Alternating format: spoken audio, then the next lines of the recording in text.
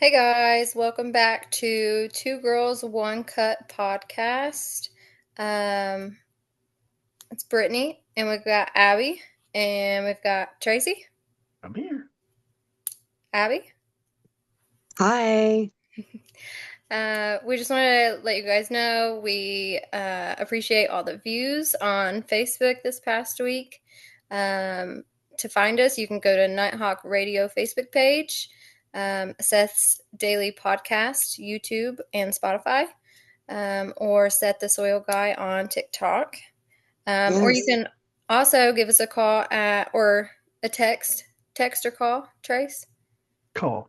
Call Yep. at 606-657-0961 for any suggestions, if you want to ask questions, any feedback, or if you just want to let us know that we suck, that's fine too. Um, Absolutely. Absolutely. um, But today we're going to talk about Eileen Wuornos. Yes, we are. Um, so Eileen was born actually as Eileen Pittman, February 29th, 1956 in Rochester, Michigan. Her parents were Diane Wuornos and Leo Pittman. Um, Her father was imprisoned for attempted child rape, um, and he actually committed suicide in prison. So Eileen never got to meet her dad. And then her mother uh, practically abandoned her and her older brother. He was about 2 years older than her. And she just kind of took them to her parents' house, their grandparents' house one day, and left them there. She moved to Texas. But the grandparents ended up adopting the two kids, and they changed their last name to Wuornos. So that's how she became Eileen Wuornos. Um, she had two adoptive siblings. Um, she also had a little bit of an incestuous relationship with her brother. Um, she had a scarred face from a fire. I'm assuming like a bonfire or something when she was younger. So she had a lot of scarring on her face. You know, wasn't the cutest kid in the world, and she got made fun of a lot. She got bullied a lot. Um, and she didn't know about her adoption until she was about 10 years old. She found out about the adoption, and I think that kind of played a part um, on her mentally. She just had a lot of anger because of it. Um, her grandfather was the disciplinary of the grandmother and the grandfather, and he actually made Wuornos watch him drown a kitten when she was 10. And he also physically and sexually abused her. So she had a lot of hatred for her, I guess, adopted dad. Um, so when she was around 11, she started offering sexual favors to other boys, who are a little older than her, in exchange for cigarettes, and just to kind of fit in and have a little bit of attention. Um, she was nicknamed the Cigarette Pig. That's what they called her, The cigarette pig. the Cigarette Pig. Oh, that's a nice little piece of information that I didn't know. Yeah, see, Okay. I like the weird facts. Yeah. Um, when she was 14, she gave birth in March of 1971 to a little boy, and she put him up for adoption. And it's thought that the a family Grandfather was friend, the dad. Oh, okay. the grandfather possibly, but the grandfather would invite, family friends over, and these family friends would, sexually assault her. And so it was thought that the family friend or one of the family friends were the father of the baby. But I don't know Mm. if anything was ever proved, or, and if she was messing around with all of these boys, it's hard to tell really. But needless to say, she she definitely had her run with, sexual act. Unfortunate, yes, Yeah, unfortunate sexual yeah, abuse and trauma. exactly. And then shortly after she gave birth to the little boy, her grandmother died of liver cirrhosis. She was an alcoholic. So at 15 years old, it was her grandfather, her two adopted siblings, and then her and her brother. And the grandfather just kind of said, I've had enough, because she was kind of wild as a kid.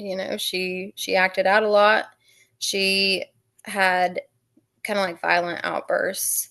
Hmm. Um, and so the grandfather kicked her out, and she lived in the woods behind the house.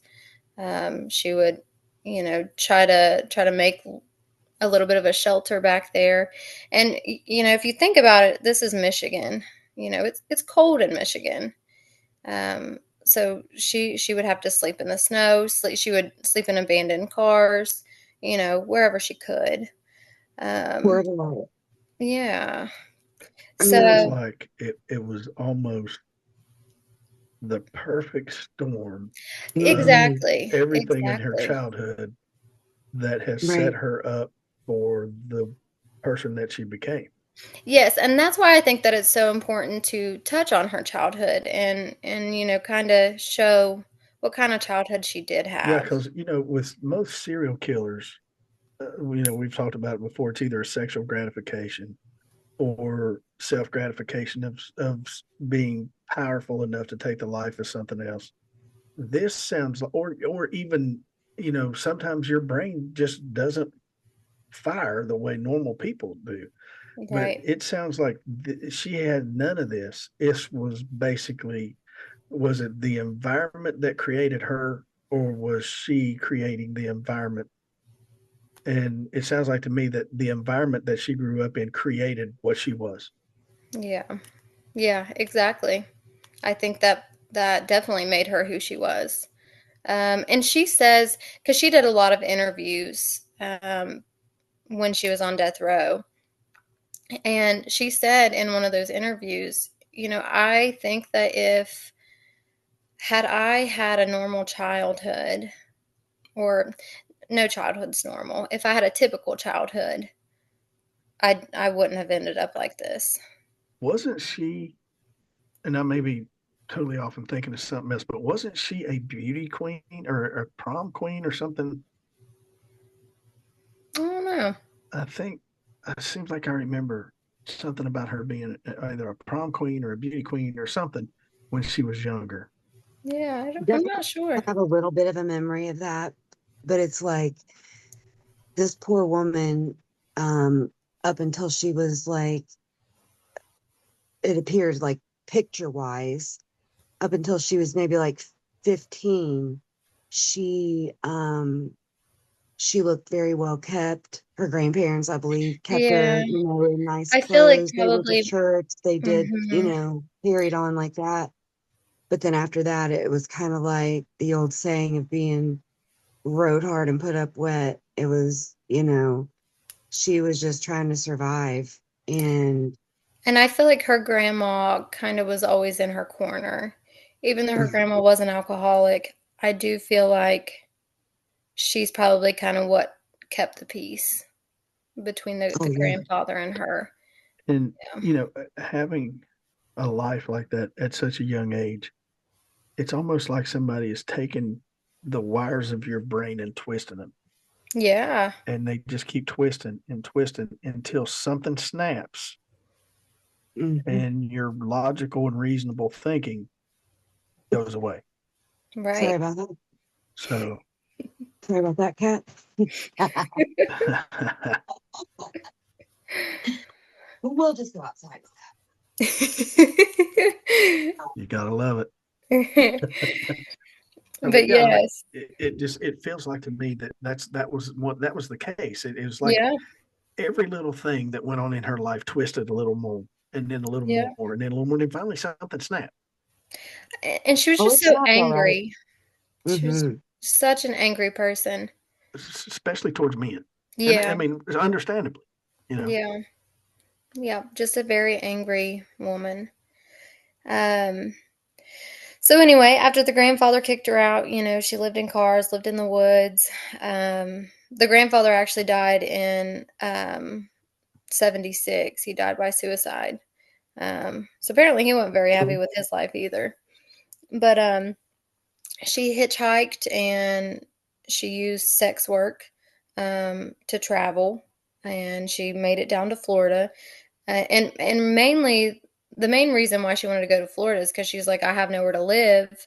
It's cold here. I'll go somewhere warmer. I'm not going to freeze to death in Florida. Makes sense. So, so when she got down to Florida, I think it was a couple years later, because I don't think she ended up going to Florida until she was about 18. So she gets down to Florida. When she's 20 years old, she meets a wealthy yachtsman. I think he was actually the president of the yacht club, and his name was Louis Bell, and he was in his 60s. And they got married May of 1976. And shortly after, the husband had to get a restraining order against her because she beat him with his own cane. Wowza. She Okay. Yeah, a mean streak in her. So, so, was a okay. violent So let's woman. think about that. So here you, mercy, Lord. So here you are, this young lady who's traveled all of these miles And to came get to from where you're nothing. going, came from Yeah. nothing. Your grandfather, enter an elderly gentleman, um, sexually and physically abuses you, emotionally abuses you, and you escape from that. You run off, make it to a totally different state, and then you marry a man that I assume isn't much age difference in the grandfather that you just broke away from. Mm-hmm. And I'm sure that sexual relationship definitely had some issues. And she beats the man with his own cane Yeah. enough to the point where they grant a temporary order of protection for his safety. Can you Wow. imagine what went through his mind? It's a little bit mind-blowing. Oh, Also, like, how lucky could you get? You know? I She feel like come that from too. nothing, and she goes to Florida and meets this wealthy man. And she obviously Blows it. swooned him enough to for him to marry her, and then she just beats him with Then his she own showed her cane. crazy, It is Yeah, okay. you know? Yeah. yeah. I kind of wonder if she didn't have like bipolar disorder or something. She definitely did. She definitely did. I did read where Did you? borderline personality Yes. disorder was a huge factor in her mental health. Yeah. And who wouldn't? I mean, it's like, Right. why wouldn't you want to have an outlet of other personalities to Right. share this trauma bonding with? Um, I mean, just the first 20 years of her life was trauma, Nothing but and it's trauma. not, Yeah. and it's not even began Right. yet. Yeah. So, Well, oh, knowing the outcome, it doesn't get any better. No, it doesn't. It doesn't at no, all. but there's a So, love story in there. So, yeah, yes. yeah, there's a little bit of sweetness in there. Hmm. So, after he gets the restraining order, he decides he wants to get an annulment. So they were only married for, I think it was like less than 2 months. They got Yeah, 9 divorced. weeks. Yeah, 9 weeks. 9 weeks. Yeah. Mm. Um, they got divorced July 19th, 1976. And that same month in July, her brother Keith, um, he died from esophageal cancer. Hmm. Um, so I think that was pretty upsetting to her too, because at the end of the day, that was kind of the only family member she had, the only family member she felt like she had. Um, and then the mid 70s through the early 80s, she just got in a lot of run-ins with the law. She was arrested for assault, disturbing the peace, disorderly conduct. I know that she threw um, a pool ball. What are they called? Cue ball. Well, Yes, yes. She threw one at a bartender, and I think that's where she got the disorderly conduct and assault charges from. And then she also served, I think, about a year for armed robbery. She robbed a convenience store. And I think the only thing I read, the only thing that she took was $30 and 2 packs of cigarettes. And, you know, she forged checks. She resisted arrest. There was some theft, drunk driving. And she would use a lot of alias names too. Um, but really, in all, she had to pay a bunch of fines. And I think she served about a year. So I kind of feel like, I don't know, it makes you kind of wonder, she's living on the streets. Is it that she wants to go to jail? So she has a meal, she has a bed. But also she was such a free spirit. I don't think it bothered her one bit to sleep in the woods or sleep on a park bench.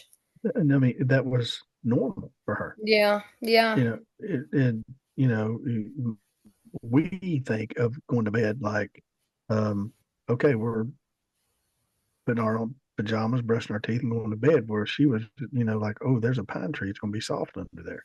yeah. That's sad. It is. It's sad. Yeah. So yeah, she had a lot of run-ins with the law, got in a lot of trouble.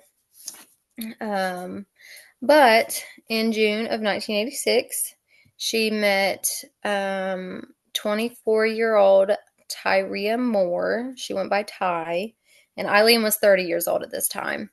Um, she went into a bar in Daytona, Florida, and I don't think she realized it was a gay bar. So she goes into this bar and she meets Ty. And her and Ty really got along well. Um, Ty worked as a maid in various different hotels along the coast of Florida. And Eileen continued to work, continued to do sex work um, along the Florida highways. She would walk along the highways, and she called herself the hitchhiking hooker. So she would want somebody to pick her up. Somebody would pick her up, and she'd say, "Hey, I need help." She would carry around a bogus picture of children, and she would say, "These are my kids. I'm trying to get to them. I need money.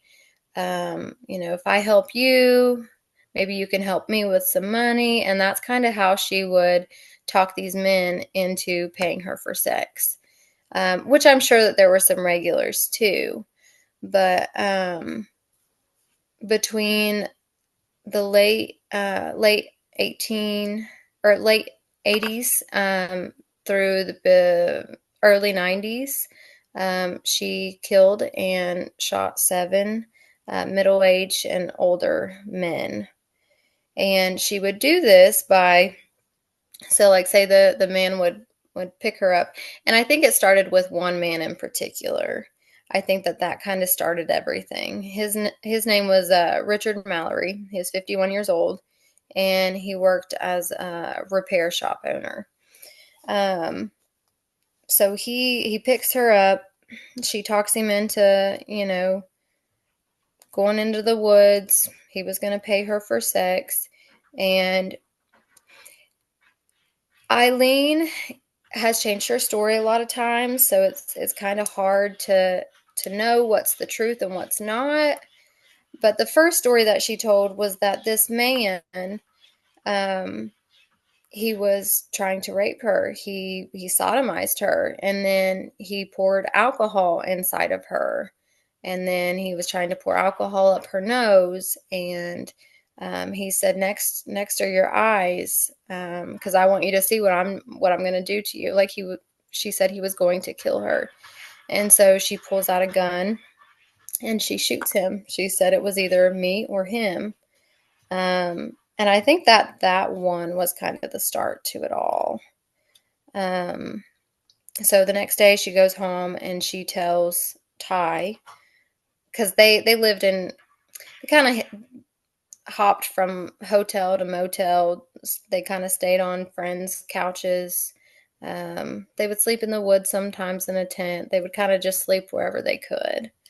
And so I don't know how the conversation went about, but she told Ty that she killed this man, and it was out of self-defense. But this man, he was actually convicted of attempted rape on a 7-year-old little girl, and he served 10 years in Maryland. So if you take that into consideration, I mean, it kind of makes sense, right? So her story could have been true. Exactly.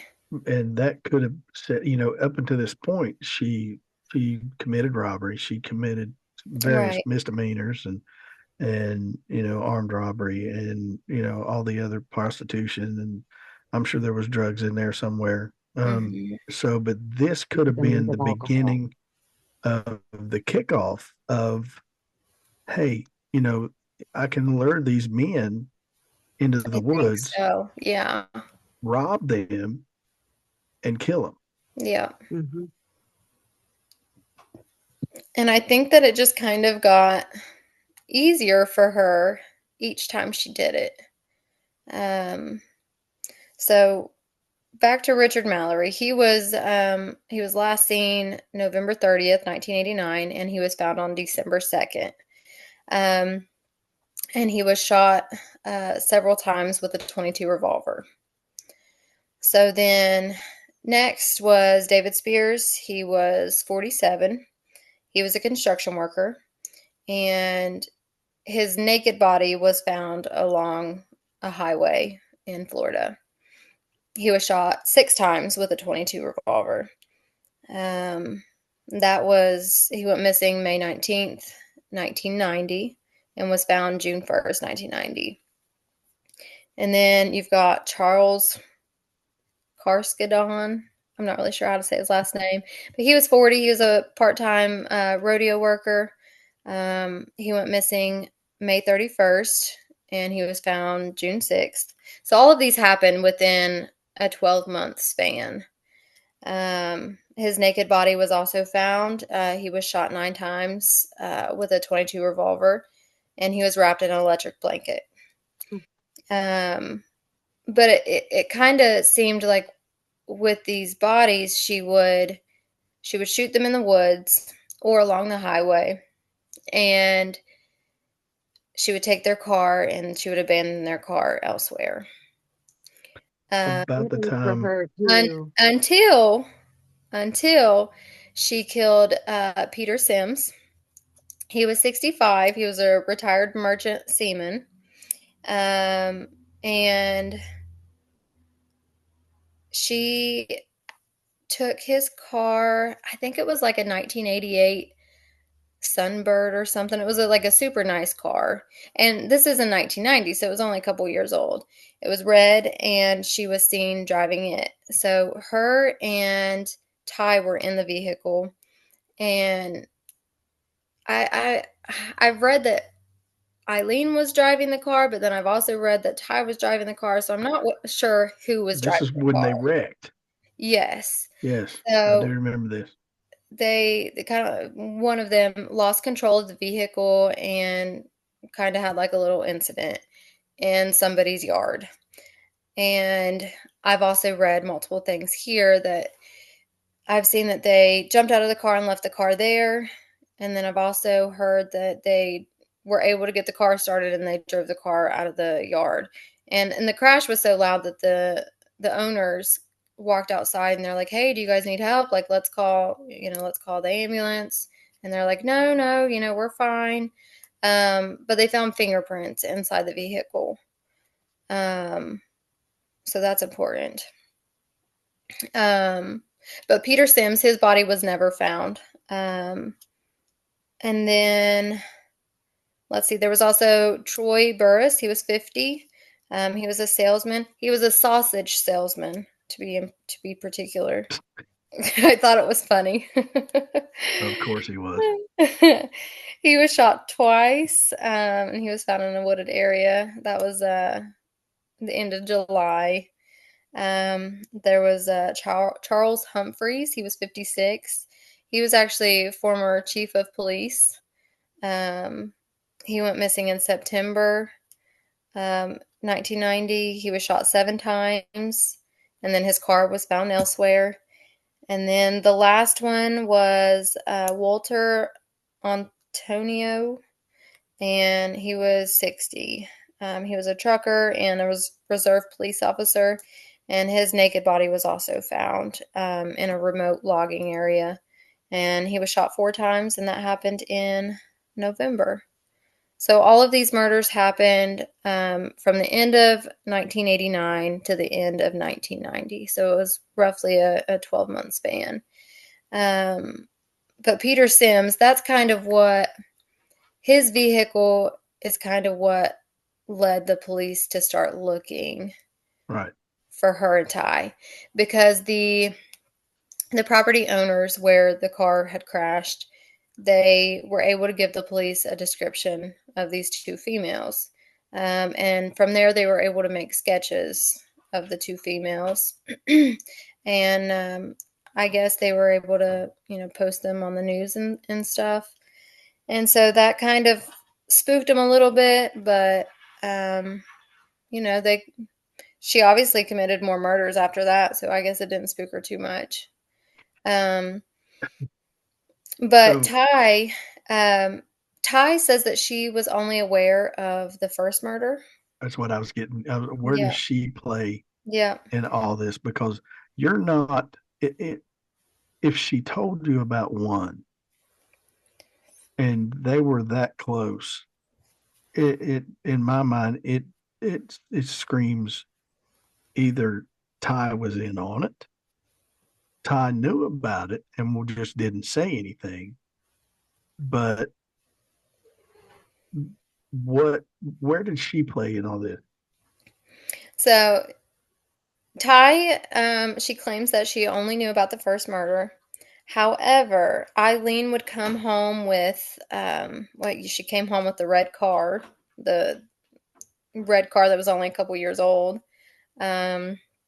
She would come home with other things, and there was a pawn shop that I guess the owners said that there were 2 women that came in, and it was one of the victims. I'm not sure which one. I don't remember. But one of the victims had a gun in their car. And instead of keeping the gun, they take the gun to the pawn shop. Well, they could see that who the gun was registered to, and they knew that it was one of the victims. So they called the police. The police come in, and they were able to get Eileen's fingerprints off of the receipt that they had there at the pawn shop. And they also gave them sketches, and of course, it was Ty and Eileen that were in there. So they have her fingerprints from the receipt. They have her fingerprints from Peter Sims' vehicle. And if you remember, she also did a lot of petty crimes. Right. She served a year. She was on record. Yeah. So they have her fingerprints on record, yes. So I don't know why that wasn't enough to arrest her, but apparently it wasn't. So after all of this, Ty decides that she's going to go to Pennsylvania. I think she had some family that lived in Pennsylvania, and I think they kind of felt like the police were moving in on them. Right. Eileen didn't want to move. Now, she did travel a lot throughout Florida, but she didn't want to go anywhere. And Ty also kind of just wanted to get away from that mess. She didn't want to be associated with it. So she left. She went back to Pennsylvania. And I think it was about 6 months later, um, before Eileen was caught. She she went into a bar that she frequented regularly, called The Last Resort, which is funny to me as well. I think it's kind of ironic that it's Yeah, called The Last Resort. now that you brought attention to it, it is, yeah. Yeah, yeah. So there were two biker guys in there. She was super drunk, and they were like, "Hey, let's go outside." And she said, "Okay." She proceeded, and she followed them outside, and they were undercover cops. And they arrested her on, I think it was a warrant that they had.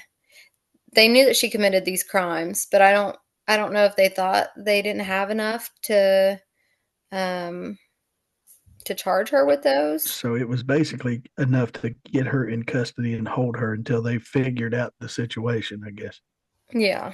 Yeah. So they decided they were going to try to get a hold of Ty. Um, so they found Ty in Pennsylvania, and Ty, I think Ty kind of turned them down a little bit at first, but eventually she kind of realized, like, I'm going to be associated with these murders. Like, I'm going to get in trouble too. So she decided to, you know, go with what the authorities were saying. They offered her immunity in exchange for her cooperation. So they took her back to Florida. They put her in a hotel room, and they got her all the food and Budweiser that she wanted. She was a pretty big alcoholic, So that's all it takes to turn state's evidence. right? That and immunity. Immunity was pretty Yeah, important. chicken wings Well, nothing and says crimson love Bud like I'm Light. going to tell you everything I know in court. Right. And Eileen, I don't think that she'd never been with a woman until she'd met Ty. And I think that she was never truly happy, or was never really truly able to love until she met Ty, because of her depiction of men, Right, right. you know? Most definitely, yeah. Yeah. So, she was put in a hotel, and she was instructed to call Eileen until she would confess. And it took 11 phone calls. Um, and of course, this was all undercover, but I think Eileen kind of started to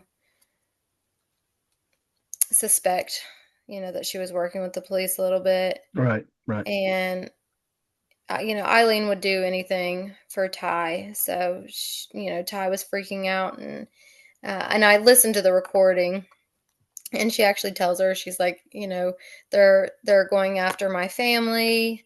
The police keep interviewing my sister. My mom's freaking out. Like, you're gonna have to confess to these, to these crimes, or they're going to get me. I'm gonna be the one having to serve time in prison. And so Eileen said, okay, I'll do that for you. So literally, as soon as she gets off the phone, um, she tells them that she's got some information for them, and she confesses to all 7 murders, just like that. And then we come to the trial, And then we come to the trial. which was a circus in itself. Yes. Now, I don't remember, did she represent herself? So no, she had a lawyer, and it's weird because so when she was in prison awaiting trial, there was a lady named Arlene, not Eileen, Arlene, um, who sent her a letter. And the letter said, God is putting it on my heart to send you this letter. It's not too late to ask for forgiveness, yada, yada.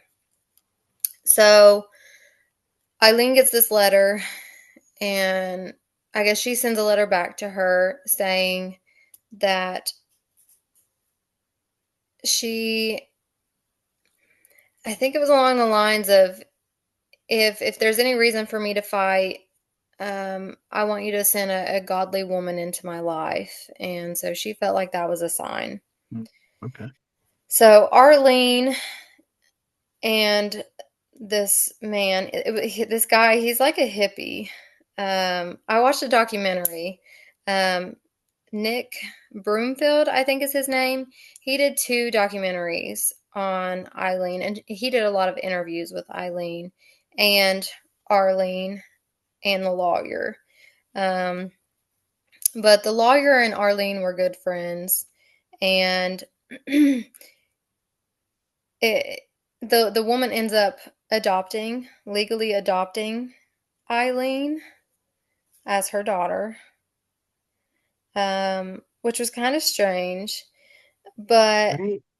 yeah, Wouldn't But that make you don't know her this the person. executor of her estate Well, after yes, all and this you comes don't know out? this woman from Adam. You've Yeah, never met yes, her. but you know, and for those of you that don't know, if you've ever seen the movie Monster, that depicts this whole entire story that we've talked about, which would put basically this woman in charge of all of the money made from that movie, plus books, plus interviews. So it sounds like this lady was crazy as a fox.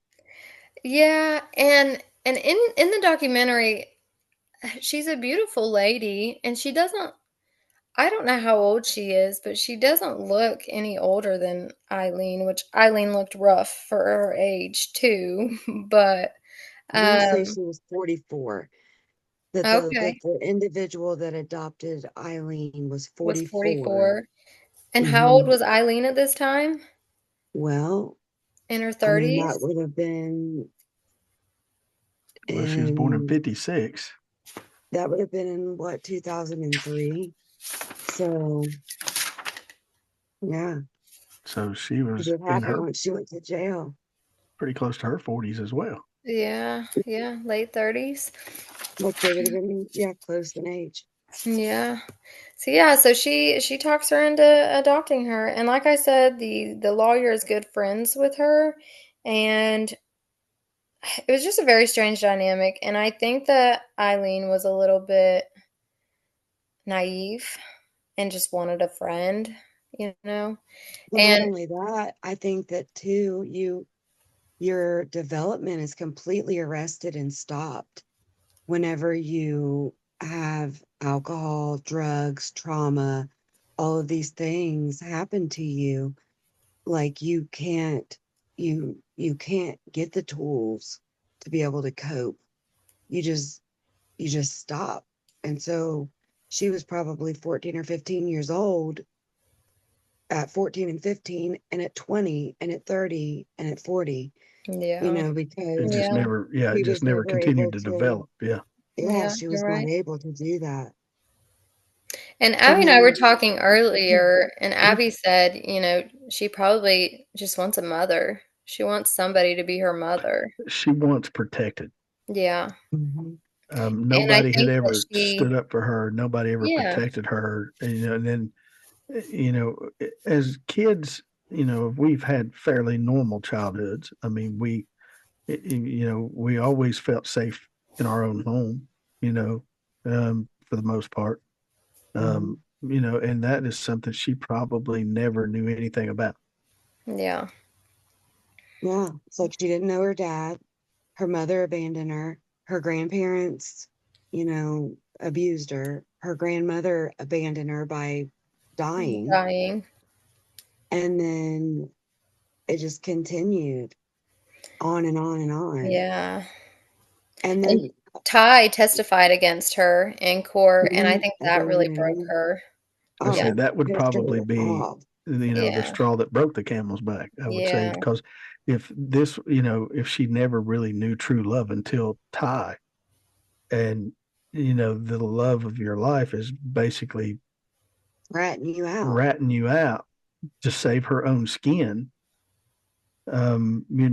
when you felt that that was, you probably thought in your mind you were going down in a blaze of glory, both of you, Yeah. and now the one of you's backed out. Um, yeah, I can see where that would be just another blow Mhm. in the life of Eileen Warnos.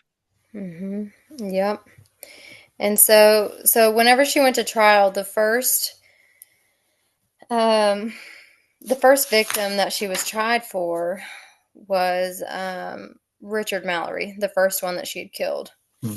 And she tried to play it off as self-defense, and um she ended up being sentenced to death. And so she was really upset with her lawyer. And Arlene tried to talk to her, and she's like, "Oh, it's fine, it's fine." But also, towards the end, like I think it was a couple days before she died, she was interviewed again, and she said, "Yeah, like I do feel like I was used. I feel like Arlene and the lawyer, I don't remember his name. She said I feel like they were using me." But she ended up firing the lawyer after the first trial. And then the second trial was for three other victims. She pled no contest, and she got sentenced to three more um, death sentences. And then the last trial was two others. She was not charged for the murder of Peter Sims because his body was never found. So she altogether got charged for she got six death sentences. So, and she had a lot of like angry, violent outbursts Yeah, in that's the yeah, I remember courtroom that. as Yeah, well. she would Yeah, cuss the judge and yeah, she did. all that. Well, And and if you're she pleading your case to a she judge, told the judge, she said, "I hope somebody f's your daughter and wife right in the a-hole." Hmm. she had a mean Told streak. him that multiple times, and then she flipped him the bird as she's walking out, and she said, "F you, buddy." And that was just the first one. She acted out at all of them. Arlene sent her a letter after one of the trials and said, she was disappointed in the way that she acted, and she was trying to be disciplinary, I guess. But that whole dynamic is just weird to me. Um, and I do kind of think that maybe she was using her for monetary reasons. It's almost hard to not think that. Yeah. And This she did get paid. She got paid for doing that documentary too. Sure, sure, and and it goes back to the movie. Yeah. And when that movie came out, it was huge. So Yeah. who Okay. profited from that? Yeah. And then the last couple of interviews, Nick Broomfield, he was trying to ask her um, questions about the murders. And she's like, "I'm not talking about the murders. The only thing I'm talking about are these corrupt cops." She said, "I know that they knew it was me from the beginning, from the first murder, and they just wanted to keep dragging it out, and let me continue making, killing these people because they wanted a big media release. They wanted, to show how awesome they were for catching this serial killer." She said they wanted to make me a serial killer. But she had gone a little more nuts at the end. She thought everybody was out to get her. She said that what did she say, Abby? About her cell, the sonic She was pressure or convinced, something? yeah, she was convinced that the prison officials were piping in, she called it sonic pressure, either via the television or the mirror, that whenever she would, have these moments of clarity, or she would be trying to gather her thoughts, they would pump in this air pressure that would cause her pain, that would cause her to be disoriented, that would cause her confusion. And she really believed that they were, trying to um, cause her almost like psychological warfare by sounds and pressures that weren't there to make her seem like she's crazy. And also, I think that she had also mentioned in an interview that she said that she wanted to die. She wanted to die today. She didn't want to have to wait. And she said that they just keep putting it off and putting it off, and they keep giving her Hmm. days because she would always say that it was like something political, or you know if they kill me, then so and so is not going to be reelected, or I don't know anything about politics, but she kept saying that it was something like that. And So then she it's said that they wanted to make her go insane because she had multiple psychologists check her out, do tests on her, and they said that she was sane, sane enough to withstand trial, like she was in her right mind, which I don't know. sounds I don't know. schizophrenic to me. Yeah.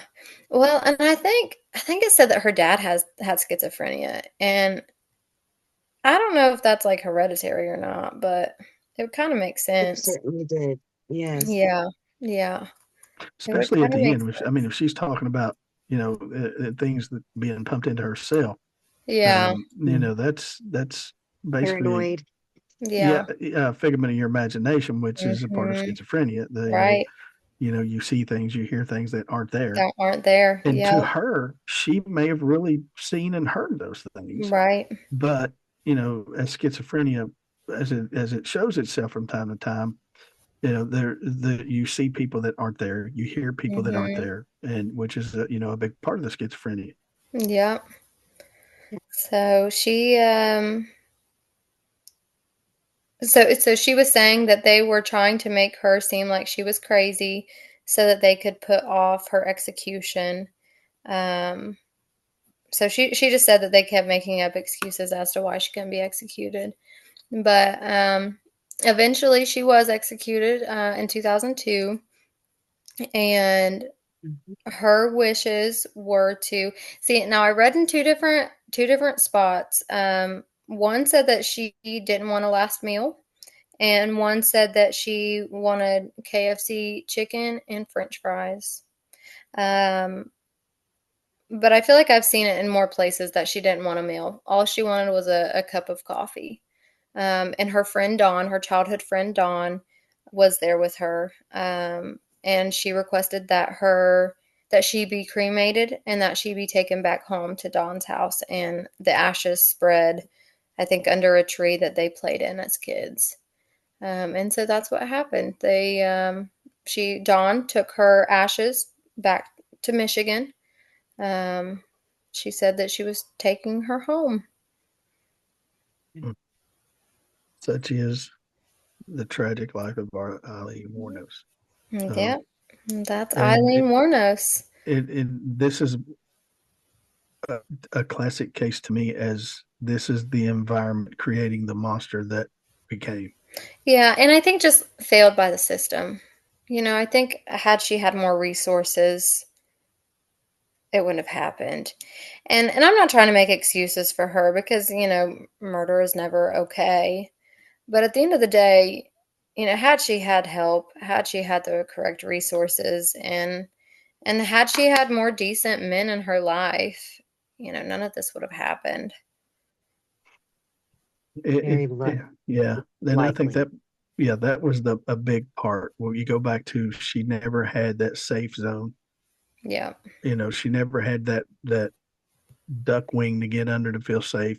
Yeah. Every corner was, you never know what you was going to get. Was you going to get abused? Was you going to be sexually abused? Was you going to be thrown out of the house? And if you, at such a young age, if you live with that day after day after day, your expectations of life isn't very high. Exactly. And you get to a point to where you go, this is it. This is the best it's going to be. So, Yeah. a survival mode kicks in, no matter what that survival mode means to people. Some it means, hey, I'm out of, pop at the grocery store. I can go get more. Where others are, hey, I haven't eaten 3 days. I'm going to rob this guy so I can get a hot dog. And it sounds like to me that was where she was at. Yeah. You live on the streets from that young of an age, and look how young she was and hitchhiked all the way to Florida pretty much Right. by herself, All you the way to know? the other side of the United States. Yeah. Yeah. So Country. Yeah. yeah, exactly. Yeah. So, but I mean, it's it's a tragic story, regardless. It's not, again, not your typical serial killer story. This Right. is, I think, yeah, I mean, serial killers are defined as more than three at a certain amount of time. But Mhm. this is, I think, was survival for her. Well, and I was saying earlier, I think it got easier for her the more murder she committed. Sure. The first one I do believe was in self-defense, and and her testifying, her testimony, or her testifying, she said, just her depiction of what had happened, and she even started to like tear up during, telling everybody about the events that had occurred before she killed him. um I think that one really struck a nerve with her. And then it was like the next one, if he was a little too rough with her or something like that, then she killed him if he Right. didn't listen. And then the one after that, maybe he said something that she didn't like, and Itself a insulted trigger. her in Yeah. some way, she would shoot him. And then I think it just got easier and easier, to the point where, like, I think the last one that she killed, I don't know if this is true or not, but this is in the movie Monster.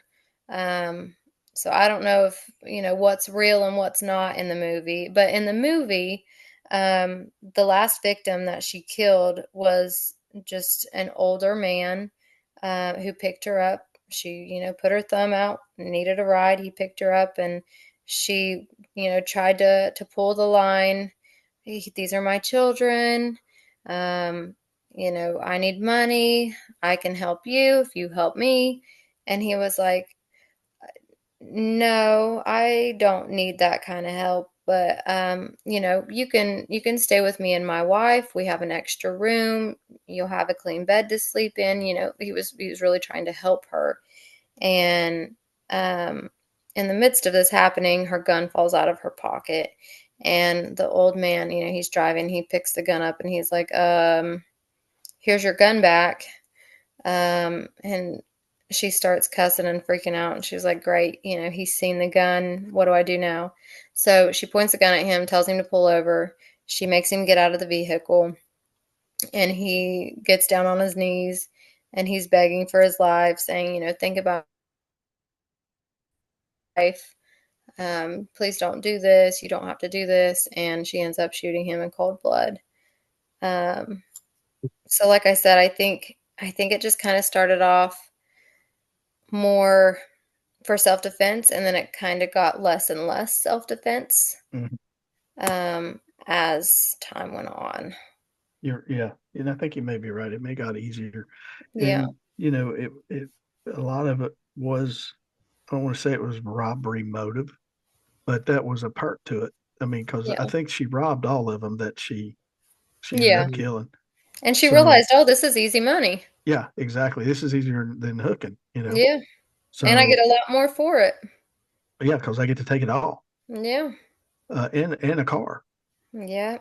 So, well, ladies, it was very interesting. Yeah.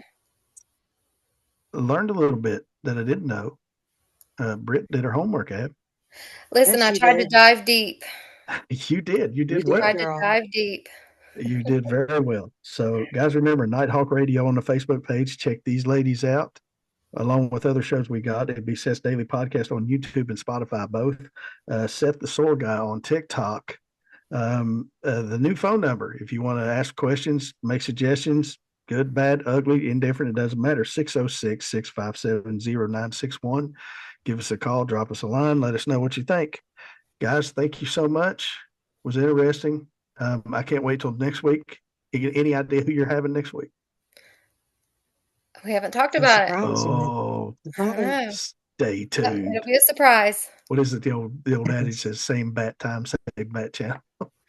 That's right. So, 2 girls, 1 cut. We'll let you know that's right. about 2 it. girls, 1 cut. Remember, Facebook page, Nighthawk Radio. Guys, thank you so much. Thanks for all the views. Thanks, That's Brett. incredible. Yes. Within less than a week, over 750 views. So thank you guys. Until next time, this is 2 girls, 1 cut. Bye. Bye.